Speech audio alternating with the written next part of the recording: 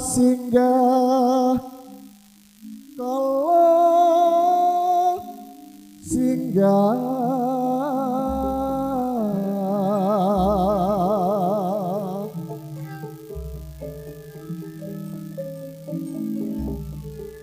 pansu minggah durga kala sumingkir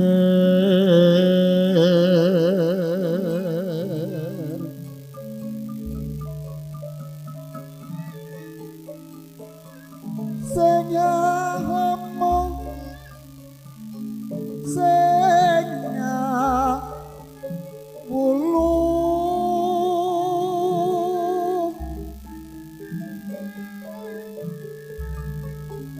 sing suku sing sirah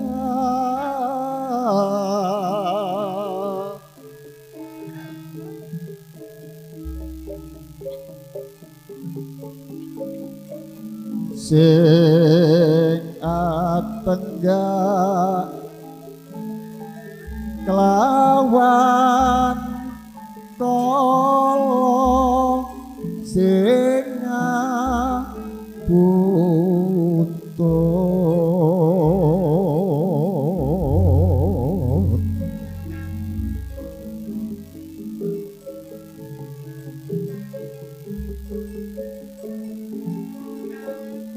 padha sira suminggawa bali ombrek asal neki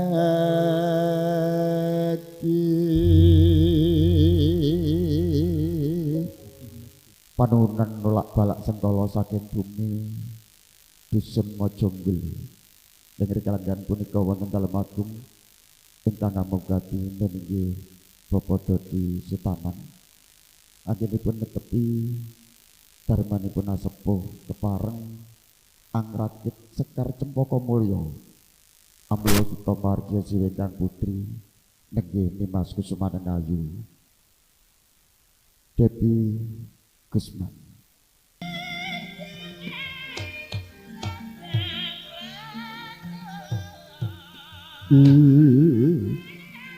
Nuwun sangyane para tamu kakung Semana Putri mekaten mangke panjenenganipun Tri Sasana Pawiran mandhapipun Sekar Cempaka Mulya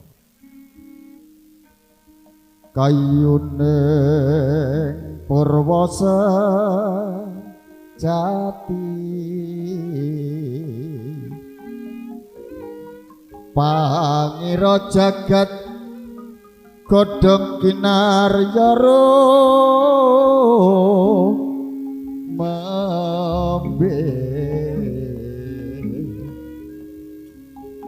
apradapa ke kuwa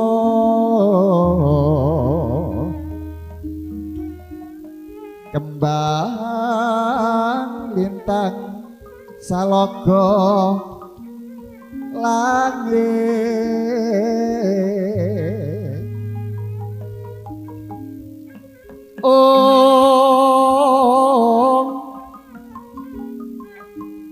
wah surya lan tengsu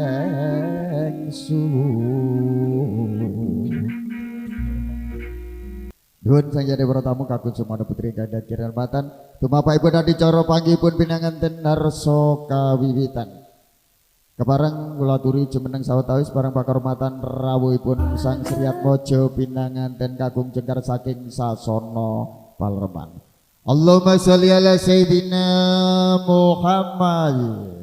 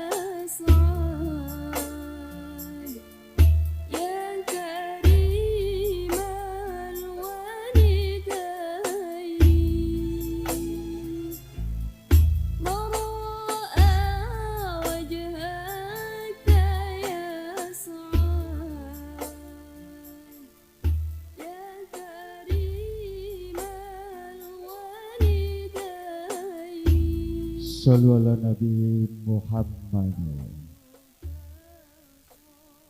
Pinarum swaraning gongso kang kagedheh menawi pita swara pratandha Sang Sriat Waja pinanganten sarimbit harsa sinekep kain sindur manjing wonten ing sasana kencana mulya.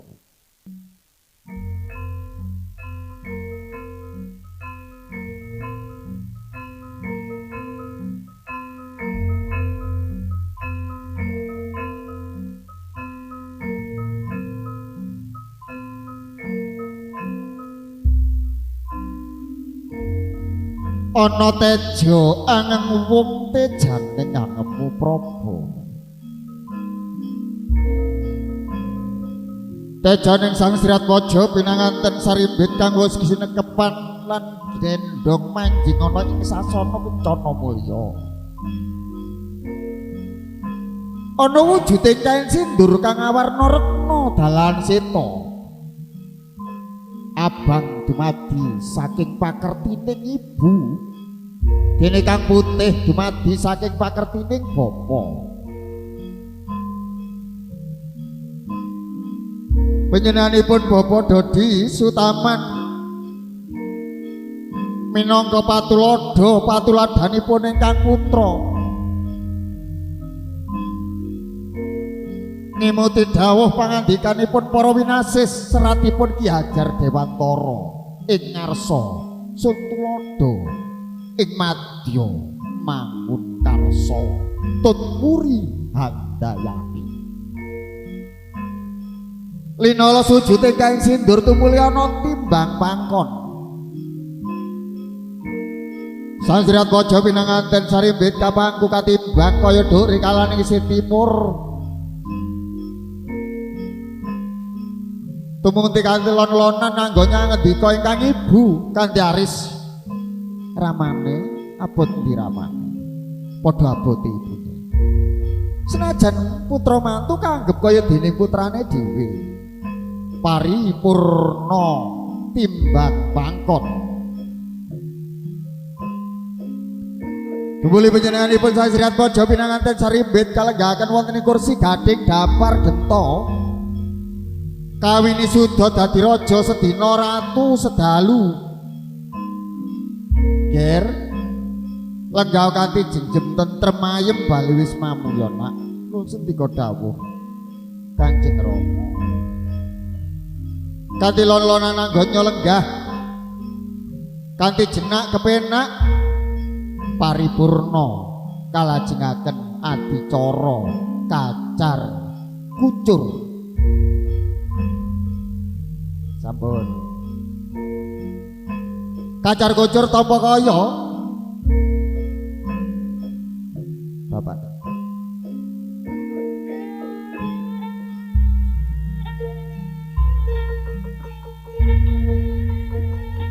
Kacang kawak kedele kawak ana wujuding wos kang awarna jenar cinampuran arta recehan kacang kawak sinuntuk sok glogok tinampi dene panjenenganipun Mas Kusumane Ayu Baby kanthi pangajab mugi-mugi anampi berkahipun ingkang raka ingkang garwa kinasih sinuntuk kucur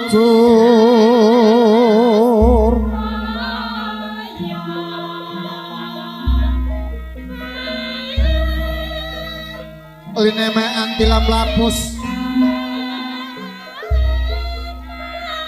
aja nganti ana kang cicir ya nduk sebab wadon iku kaya dene pedaringan kang kudu gemi setitik lawan hati-hati.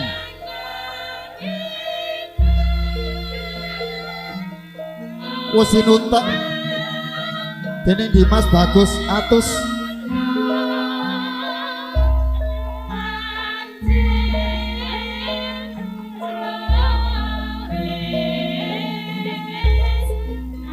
monggo Kang Mas dipun titipaken wonten kersanipun Rama dalan ibu Kang Mas.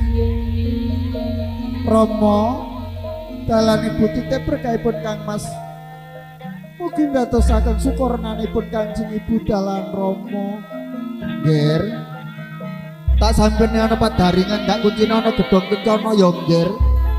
Lamun to sliramu besok wis ana titi mangsane ana kebutuhane bisa mbok jaluk maneh bisa mbok suwun maneh ya Nak.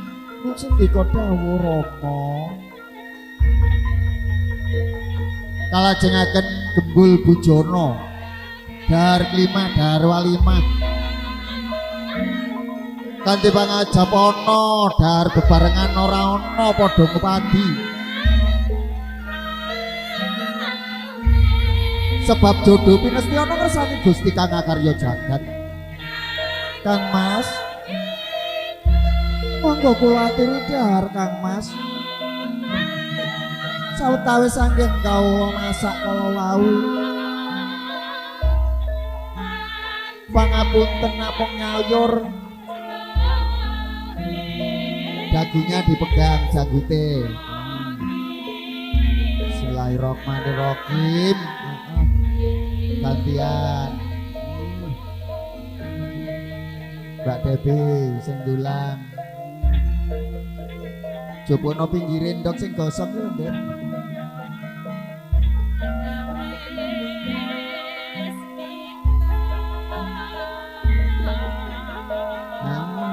Alhamdulillah kayak nom-nom aku biyen gak sekrop. Alhamdulillah. Kalau jengakan nunjukan tirta pening banyu suci banyu Prawitosari banyu maning kang pinundhut saka sumber tuk pitu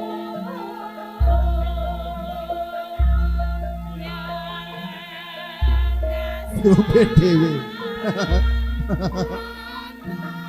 Lihat kamera.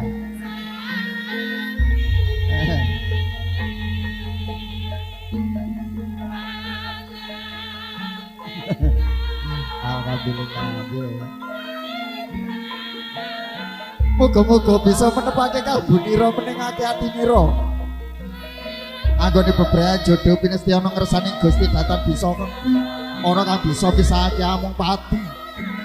Kalajengaken adicara tilik omah tilik titik papat besan. Kadang besan saking Ngawi kula aturi cekawis.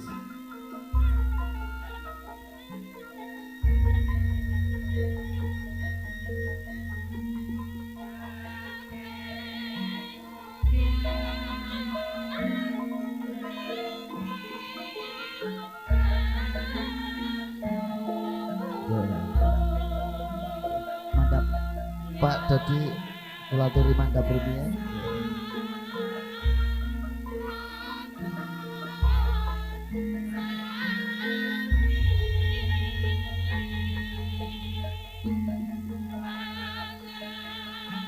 Kadang besan saking leladan Ngawi.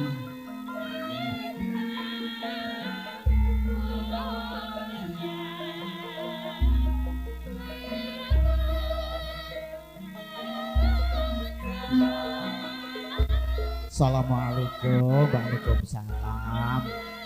Wilujeng rawuhipun Kang Mas winantu karayat kawit jenengan sapi kala.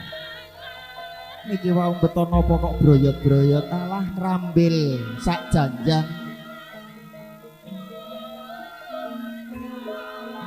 Kadang besan saka Ngawi adoh numpak pesawat. Ya. Pesawat telepon. Monggo Kang Mas kula aturi pinarak sandingan kalian ingkang putra.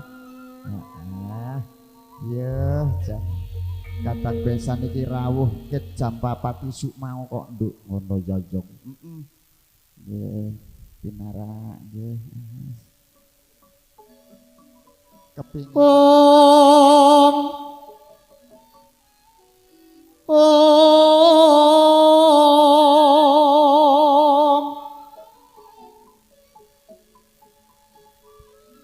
Karasa ngayapreng Rama ibu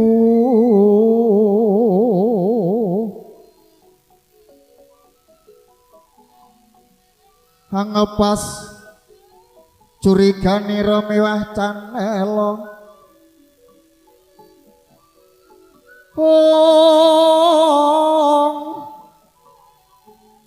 Kurawalan pangandikane wang wos nyembah jengku mring pepadanira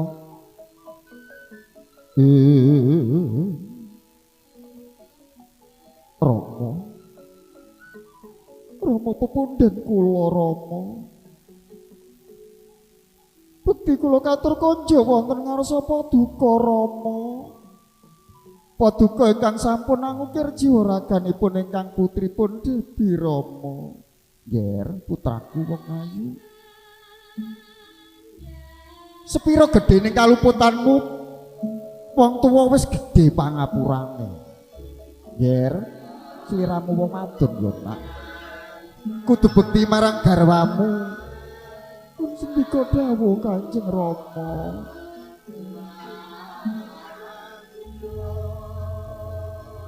sampun paripurna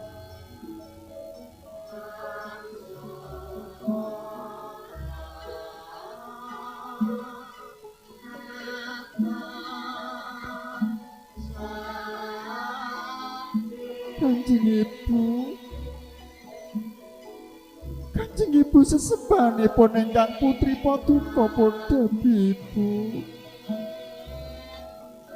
paduka minangka dados tapa bratanipun ingkang putri selaminipun Candra Dasa Arili ngairaken wonten ing jagat raya Kanjeng Ibu bekti kula katur kunjuk wonten ngarsa nyinambika inggih Ibu iya nger tak pangestoni kaya ilining banyu ya Nak muga-muga anggonmu jodohan iki didadekno jodoh donya kelawan akhiratmu sing rukun ya nger anakku bagus atus ndak titipke balungku sacuklek ndak titipke dagingku sak cuwil lan uga dak titipke getihku satetes atus kula wentan ayemana garwamu ya Nak Kanjeng Ibu ingkang putra ingkang sowan Kanjeng Ibu sungkem pangabekti kula mugi katur kunjuk wonten ngersanipun Kanjeng Ibu awit nitik dawuh para winasis bilih swarga punika mapan wonten telapak sukunipun Kanjeng Ibu rikalegan punika Kanjeng Ibu ingkang putra nyuwun tabahipun pangestu nger putraku wong bagus iya ya Nak tak pangestoni kaya ilining banyu ya nggih Dul sedika dawuh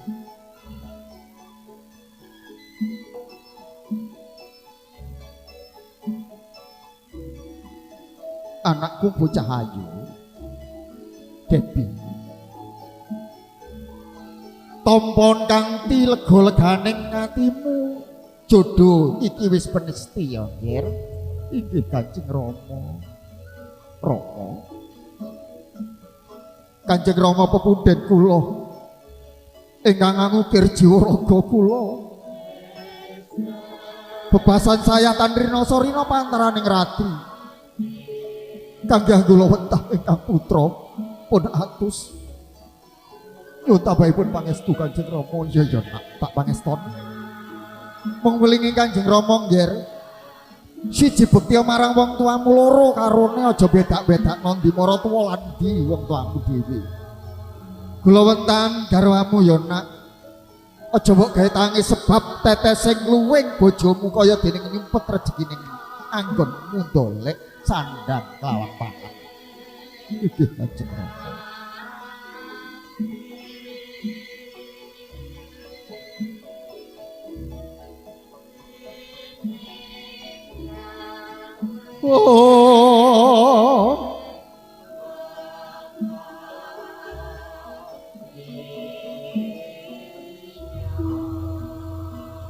asrep jroning galih Pindho Siniraman Tirta Windu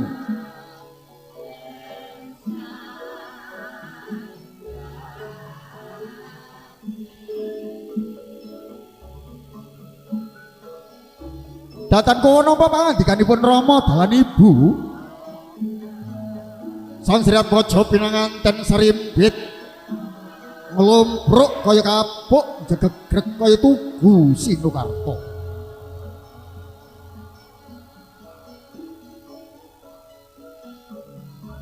kawis ora mung kembang-kembang ponang waspa Cinandra bendul tapokaning netra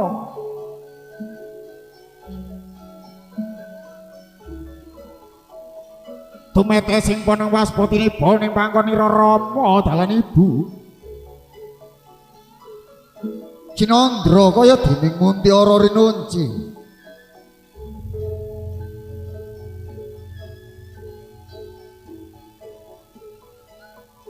kawis ora mung sajajar binar-binar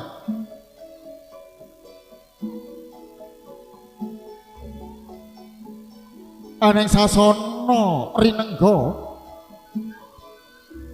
sasana kencana mulya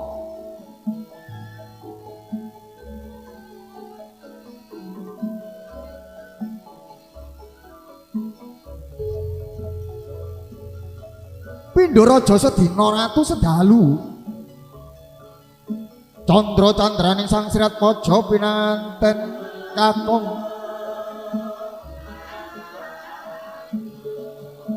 Pindha Bathara Kumajaya kang angejawantah kang putri Pindha Betari Ratih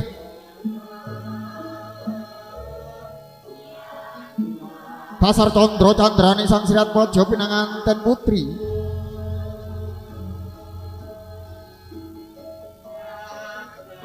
palarapan yala cendani sinungging kopoh cinundukan mentul alis nanggal sapisan netra bal sabungkul kriyip kriyip pindho damar kanginan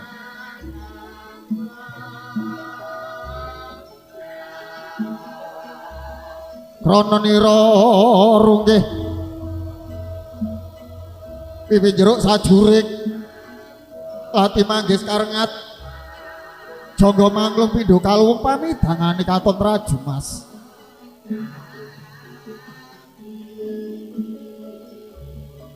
suku bunder kenyer-kenyer pindho lir jenangka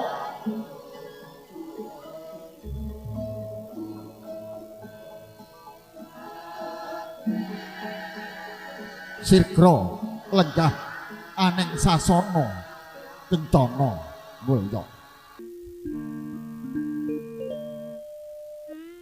Sri Tinon ing pasewakan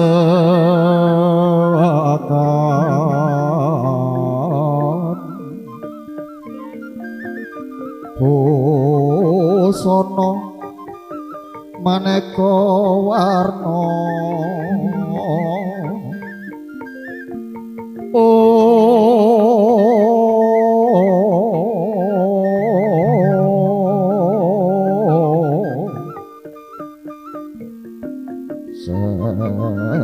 sebak puspiteng utana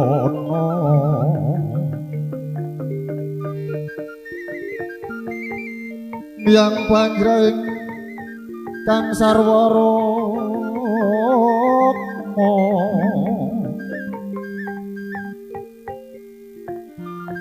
renggang manik narawata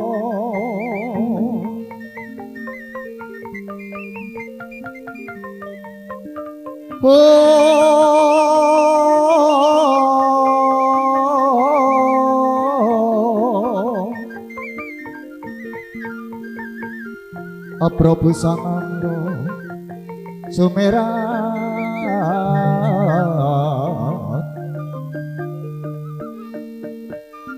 kenyaring tejo leliweran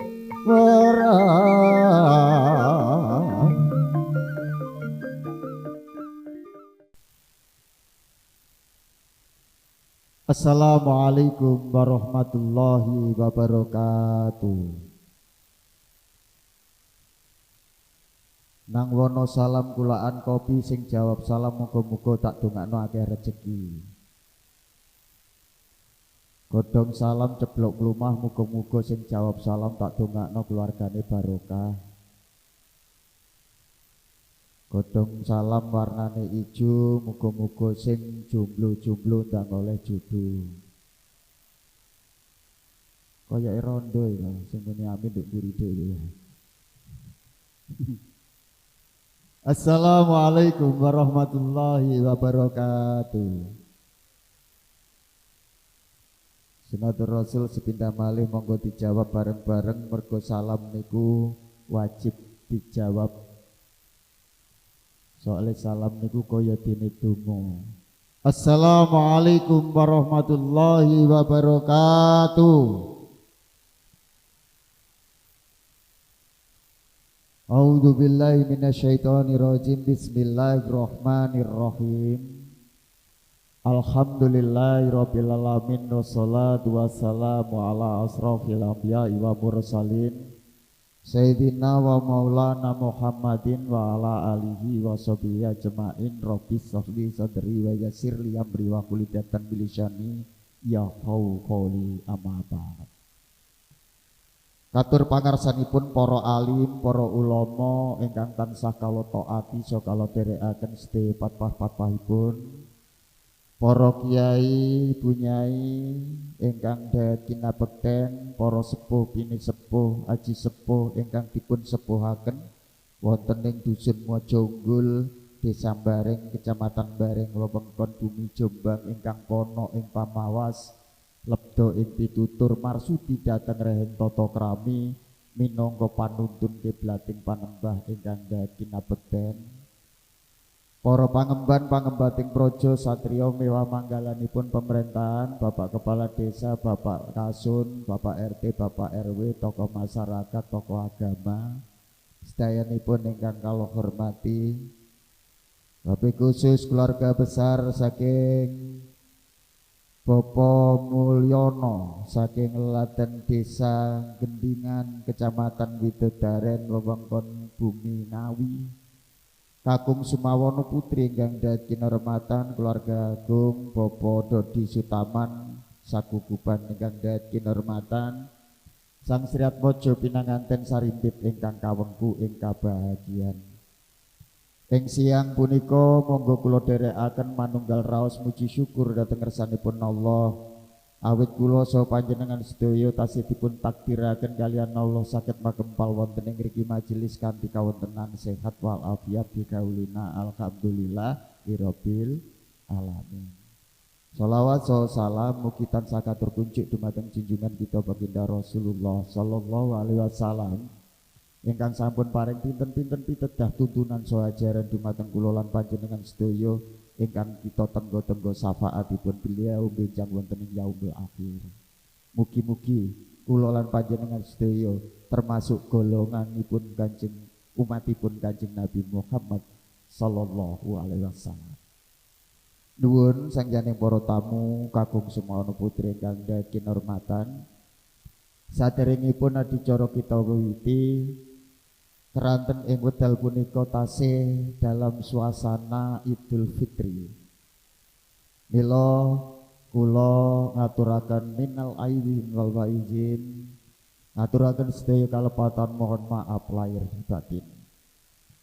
Nuwun sagyari para tamu kakung Sumawono putri ingkang dhat kinurmatan minangka runcining adicara walimatur urus ingkang badhe kalampahan sepindah pambuka angka kalih waosan ayat-ayat suci Al-Qur'an angka 3 atur pambagya pasrahipun Sang Sri Atmaja pinanganten kakung ndungkap angka sekawan atur panampi ndungkap angka gangsal nuninggi panutup miwahas tungkara utawi pandonga.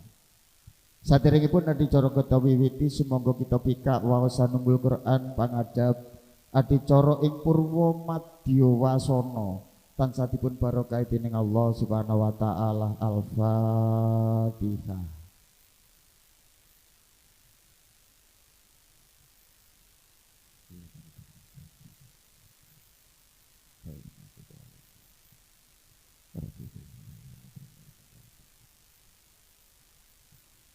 Nuwun sanjane para tamu kakung semana putri ingkang dahat kinurmatan adicara salajengipun nggih waosan ayat-ayat suci Al-Qur'an utawi waosan pustaka haji.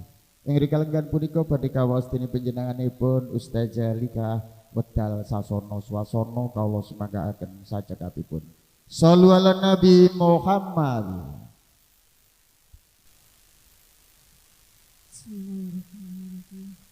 Assalamualaikum warahmatullahi wabarakatuh.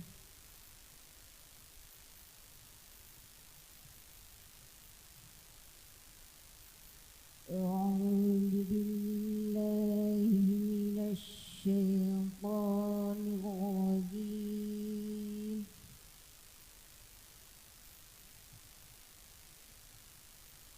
Bismillahirrahmanirrahim.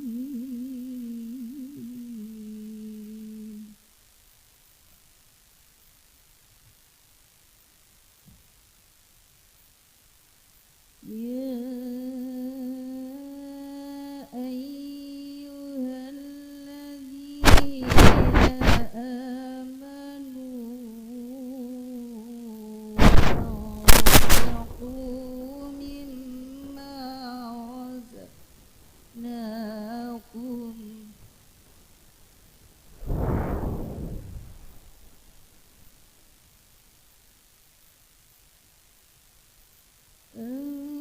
أنفقوا مما رزقناكم من قبل أن يأتي يوم لا بيع فيه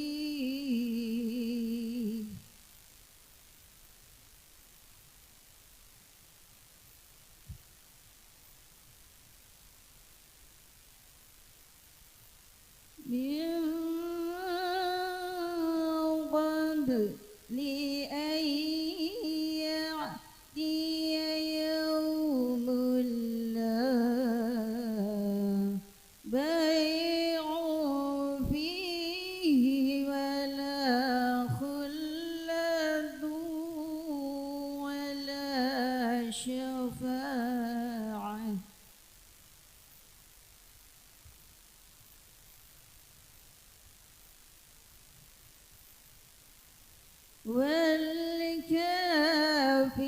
والكافرون هم الظالمون.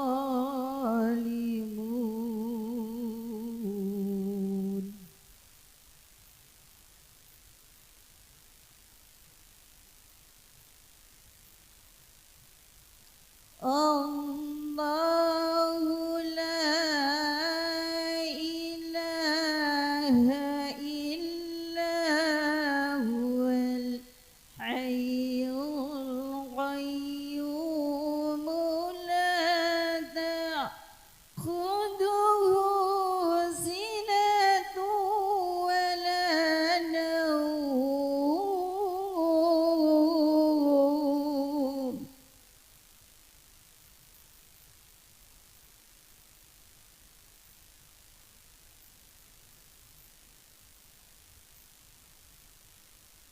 له ما في السماوات وما في الأرض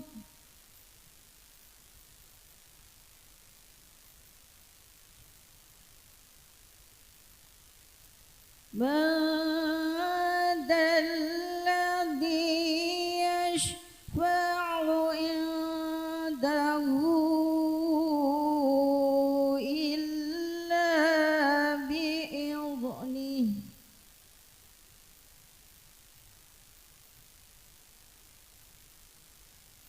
يعلم ما بين أيديهم وما خلفهم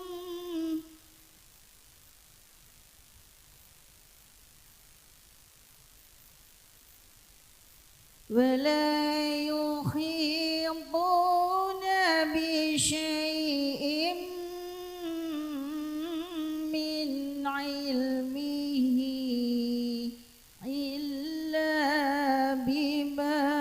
يشاء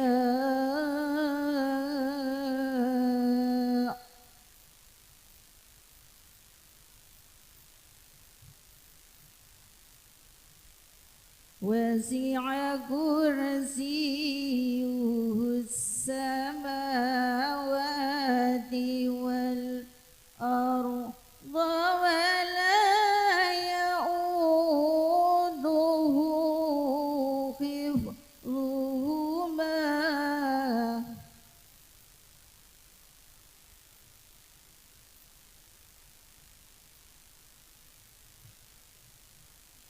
ولا يؤوده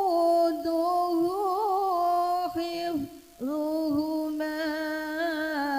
وهو العلي العظيم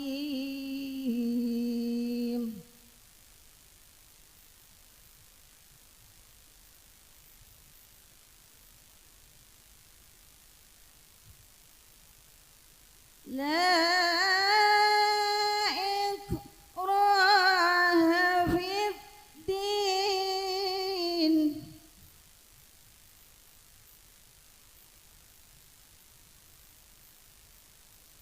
لا إكراه في الدين قد تبين الرشد من الغي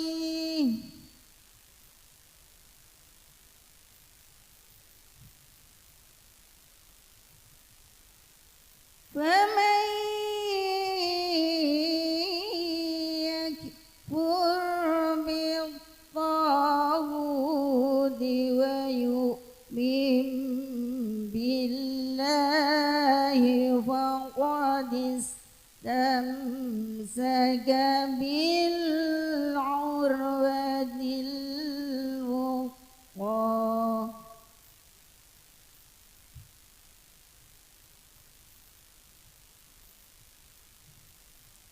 لا انفصام لها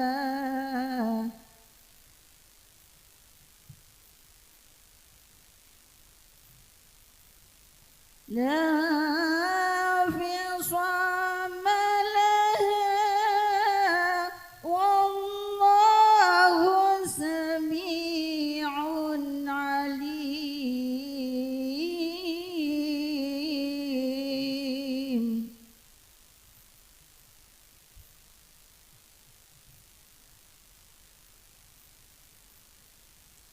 الله ولي الذين آمنوا يخرجهم من الظلمات إلى النور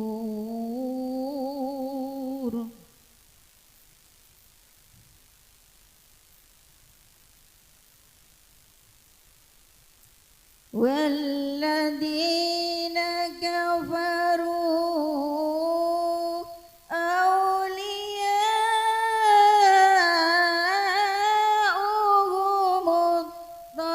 الطاغوت يخرجونهم من النور إلى الظلمات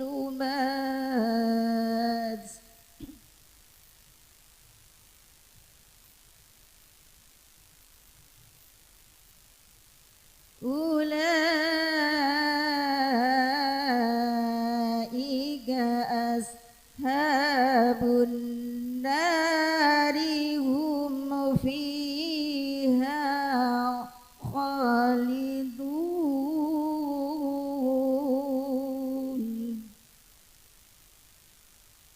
صدق الله العظيم ثم السلام عليكم ورحمة الله وبركاته.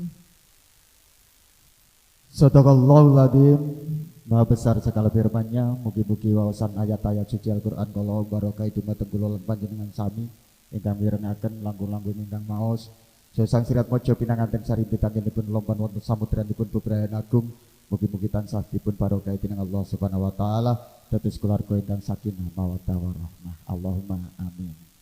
Mas Atus, sampeyan iki rasan-rasan apa sih jane? Tak wasno ket lungguh pertama sampai saiki oleh gremeng-gremeng kok jian. Lenggahe sing penak cegak kaya lurah kalah ngono. Lenggahe sing penak. Ngeten. Ya rada jejere sing mepet ngono kok renggang ngono. Rada ngetan Debi. Wis wayahe wis sah kok durung wayahe. Nggih. Wis. Iku bener pilihan sampean. Iki pilihan sampean. Lek pilihan sampean sih sampean pandeng sih bener gak iki? Kira-kira sadurunge di make up karo di make up iki kira-kira mangling endi? Pangling pas di make up. Oh, hati-hati kleru lho ya. Ibuke ya di make up lho itu. Nggih. Sampean tangane di mana? Terus dicekel. Cekel pelek. Ngono. Ayo disayang iku keninge. Sayang. Ayo, sayang. Ndang disayang. Ndang. Biji curup ngene lho, ndang iki. Oh, kok bengi kok lek saiki ben disakseni wong-wong ayo, ndang iki. Bismillahirrahmanirrahim.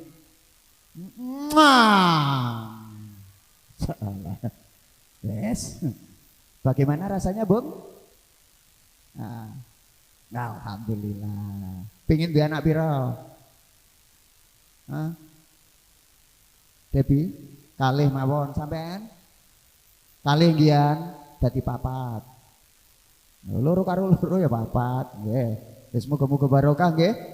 Barokah pernikahanne, barokah umure, barokah rumah tanggane, barokah rezekine, barokah putra lan putrine diparingi putra lan putri ingkang saleh-saleh.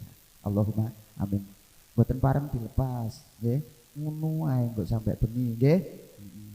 Karo dirasakno titik-titik. Mboten pareng pingin nggih jenengan. Assalamualaikum warahmatullahi wabarakatuh. Iki isih luwe apa kuwareken ngene lho ya. Kok dereng bareng untuk jawab salam. Assalamualaikum warahmatullahi wabarakatuh. Menika pun waras. Saderengipun kawula masrahaken menika temanten kakung menika wasiat saking leluhur Jawi. Wis wayahe wong Jawa Bali Jawane bakal kinabulan kasembatan apa kang den suwun marang Gustine Allah Rabbi Rabbul Alamin, Allahu Ahad, Allahu Somad, Allahu Akbar.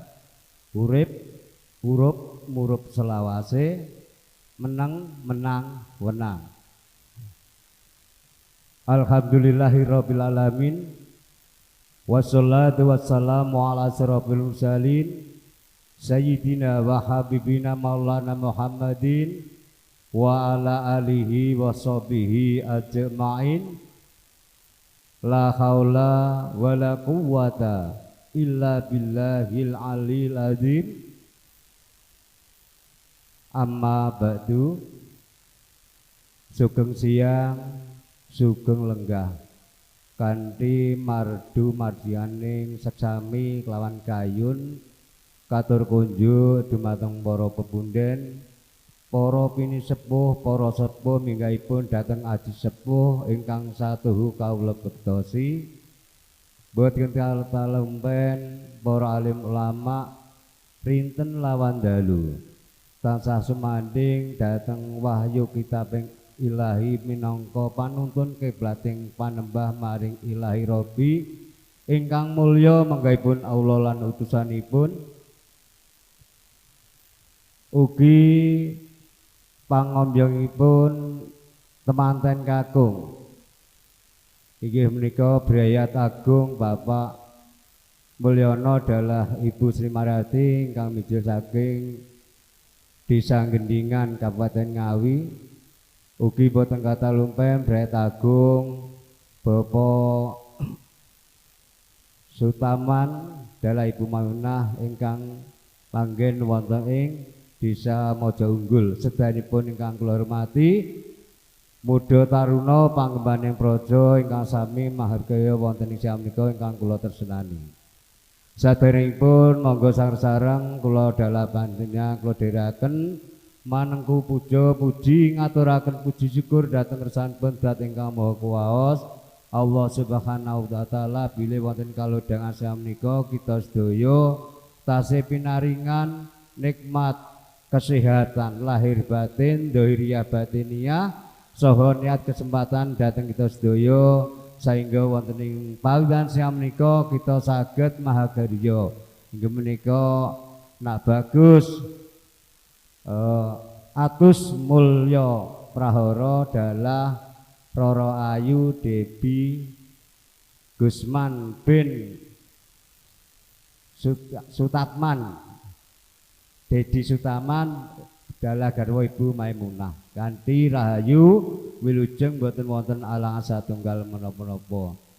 Saderengipun salam sholawat katur kunjuk dhateng beliau Nabi Agung Muhammad sallallahu alaihi wasallam. Mugi-mugi kita sedaya minangka pendheripun mugi pikantos syafaatipun, syafaat wonten ing dunyanipun, ugi syafaat wonten ing akhiratipun. Allahumma amin.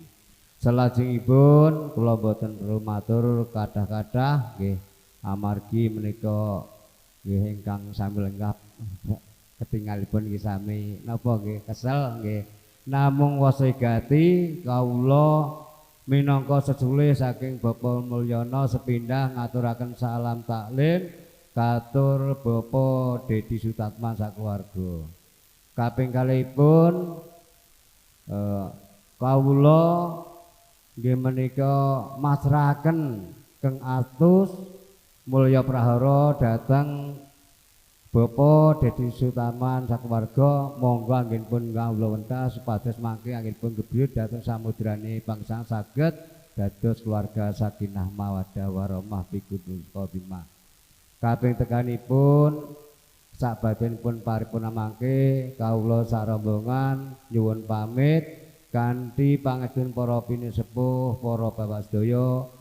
Kundur kula sarempan manggiya kabejan kamulyan ngantos dumugi papan panggenan sowang-sowang. Mekaten saking kula. Assalamualaikum warahmatullahi wabarakatuh.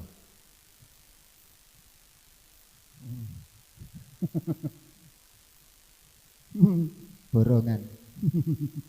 Muga dimandherek ngajeng kemawon nggih.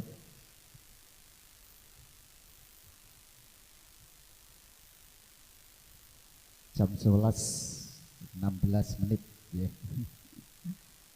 Nuwun sanjare para tamu kakung sumana putri ingkang dadi kinurmatan sepindah kula ngaturaken gunging panuwun kang tanpa upami atas rawuh panjenengan sami mliginipun keluarga agung saking Bapak Mulyana kula minangka wakil saking panjenenganipun Bapak Dodi Sutaman nyuwun agungipun pangapunten mbok menawi anggenipun paripakormatan anggenipun gupuh suguh lungguh kirang lucu prono dateng cingandika sami kula minangka keluarga agung Bapak Dodi Sutaman nyuwun agungipun pangapunten ingkang sak kata-kataipun awit sampun dipun upaya sampun dangu kepingin paring pakormatan ingkang luwih sae nanging kawontenan kados mekaten mila keluarga agung Bapak Dodi Sutaman namung saged nyuwun pangapunten. Kala wau dipun aturaken bilih putra jan engko tanak rasan-rasane nak masalah. Iya ya engko embuh tanduk wis talah. Njaluk ping pira? Arek iku metengan. Sana ya. Ya, nggih. Sampeyan mau wis dipasrahno nggih. Nggih. Ing mriki kula minangka wakil saking panjenenganipun Bapak Dodi Sutaman kula tampi kanthi sukornanipun penggalih kala tampi asta kekalih mugi-mugi anak kula atus mangke sageta enggal-enggal adaptasi kalian lingkungan keluarga ing mriki boten badhe Kula anggap putra mantu nanging badhe kula anggap kados dene putra kula piyambak. Ning babakan panggula wentah mbok menawi wonten ing Jombang mangke tanggal jawabipun Bapak Dodi Setaman, mangke mbok menawi wonten Ngawi menika dados tanggal jawabipun Bapak Mulyono sakeluarga. Kalau wau ugi saparipurnanipun adicara ugi nyuwun pamit. Kalau mboten saged betani menapa-menapa namung panjurung pandonga wilujeng slamet mugi-mugi cengandika anggenipun cengkar saking sasana pawiwahan ngantos dumugi wonten ing dalem panjenengan wonten ing Desa Gendingan Kecamatan Widodaren wewengkon Kabupaten Ngawi. Mugi-mugi kalih sing sambikala tinebena ing rubeda panggih ing bagya mulya saged pinanggih kanthi kawilujengan kalian keluarga padha panjenengan sami kanthi sowang-sowangan. Salajengipun ing mriki kula namung pesen sekedhik kalian putra kula kalih bilih tiyang gesang bebrayan punika kapara tamtu kathah pambengan utawi kathah sandungan. Mas Atus sampean punya tanggung jawab yang lebih besar, yaitu ada 2 tanggung jawab jenengan. 1 tanggung jawab jenengan kepada istri, yang kedua masih punya tanggungan kepada kedua orang tua sampean. Karena apa? Tanggung jawab wong lanang iki umpama arepe ngewehi wong tuwa ora usah pamit, wong wedok ora dosani. Tapi lek sampean wong wedok arepe maringi wong tuwa tanpa pamit wong lanang kuwi dosa. Sebab saiki suwargane wong wedok kuwi ana tangane wong lanang. Tadi tanggung jawab yang lebih besar sekarang, nggih. Tapi lek sampean muga-muga nikah sampean niki krana sampean niati ibadah. Insyaallah lek sampean niati ibadah, sampean bakal barokah uripe sampean. Nggih. Nikah hurufe NIKH. N niat, I ibadah krana Allah, bukan karena kecantikannya Debbie. Debbie saiki di make up C api, C ayu, sampean titeni. 20 tahun yang akan datang karek perote. Sampean ya cik sayang niku. Debbie, bojo sampean ya sampean umpamane wis ngene-ngene ngono ya cik sayang. Hah? Gawanteng dhuwur awireng pisan. Pak Mulyono, ya, alhamdulillah. Ini iki, yang ini arek kuat ini. Wes awakmu karek njaluk pirang rondo turuti ya. Ya, wes muga-muga barokah nggih. Estu, ojo milih ayune, ojo milih dunyane. Sebab apa? Sampeyan lek milih ayune kecelik sampeyan urip rumah tangga. Sampeyan milih dunyane besok mati sampeyan gak nggawa donya. Donya iku cuma titipan. Titipan teko nggon Gusti Allah sing sampean kudu gunakno sing sak mestine. Nggih? Iku wae. Muga-muga donyane sampean, rezekine sampean iku engko dibaroke Gusti Allah. Paling utama birrul walidain, sampean kudu bekti nang wong tuwa sampean loro karo. Senajana kaya apa rupane wong tuamu, iku bektenono, mergo iku diarani pangeran kapok. Nggih? Ojo ngelewes mari rabi, misalnya kok Debbie nduk Ngawi, aku pengen nang Jombang, ya lek longgar dijak, lek gak longgar sampean gak oleh budal dhewe. Pak Dodi wae pundi? Nggih, Pak Dodi, jenengan lek enten Debbie ngriki ki ambek diusir, gak oleh. Nggih, tanggung jawabe wong lanang niku kudu rene karo sing lanang. Lek kathik rene dhewe Debbie perlu dipertanyakan. Ono apa? Ngaten nggih. Tuh. Debbie rungokno ya nak ya. Masalah lemune rek arek iki. Enak gak tuku. Gak tuku kemul sampean. Anget pisan. Alhamdulillah pun sekedhik niku mawon ingkang saged kula aturaken muga-muga sedaya ingkang rawuh dipun barokah dening Allah wangsul saking mriki selamat ngantos tujuan panjenengan piyambak-piyambak. Allahumma amin. Al-Fatihah. A'udzu billahi minasyaitonir rajim. Bismillahirrahmanirrahim. Allahumma shalli wa sallim ala sayyidina Muhammad wa ala alihi wa sahbihi ajma'in. Alhamdulillahirabbil alamin. Hamdan sakirin, hamdan na'imin, hamdan kumajida ya kama rabbana. Barakallahu laka wa baraka alaika wa jama'a bainakum fi khair. Barakallahu laka wa baraka alaika wa jama'a bainakum fi khair. Barakallahu laka wa baraka alaika wa jama'a bainakum fi khair. Rabbana atina fid dunya hasanah wa fil akhirati hasanah wa qina adzabannar. Subhana rabbika. Silfatihah. Nun saja dari para tamu terkagum semua putri paripurna sampun adicara ingkang kaliyan punika kadang-kadang kula juru buka ingkang sampun samut pangkati saweka diri paring dahar siang. Para tamu undangan saking keluarga besar saking Ngawi kula aturi langsung tumuju dhateng sasana buga utawi meja hidangan. Monggo mundhut piyambak. Ambil sendiri nggih niki. Nggih, ambil sendiri. Oke, monggo Pak Mulyono keluarganipun dipun aturi monggo langsung tumuju dhateng sasana buga mawon. Nggih, alhamdulillah.